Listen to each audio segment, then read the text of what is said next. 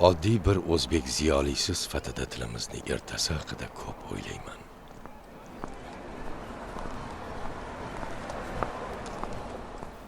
Bu mahobatli dengizni yot so'zlardan tozalashning imkoni bormikan?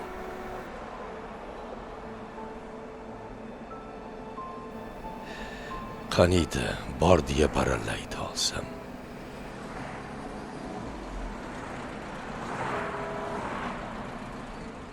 Yo'nalishli ulovga chiqishdan-ku yurak oldirib qo'yganman. Lekin nachora, ishga shunda qatnayman.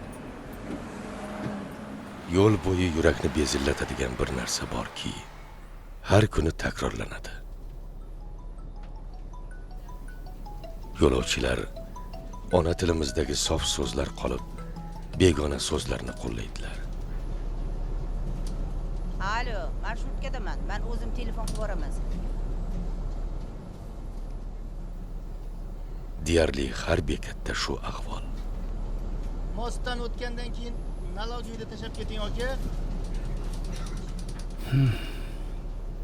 Ko'prikdan o'tgandan keyin soliq idorasining yonida teng ukam. Hayhatdang. Til millat ruhi deyishadi. Til qachon millat ruhi bo'lishi mumkin? Qachonki u sof bo'lsa. Astanovkada tushadiganlar bormi? Bekat ukaginam. Bekat deb hayqirgim keladi. Astanovka so'zini ham, boshqa begona so'zlarni ham ona tilimizda tarjimasi bor axir.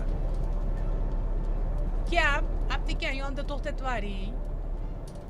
Apteka emas, dorixona demoqchi bo'laman u. Yana g'ijinishdan nariga o'ta olmayman. Amaki, keyingi bekatda to'xtatib yuboring. Barakalla qizim. Bor ekansan-ku. Ana bu boshqa gap. Otangga rahmat.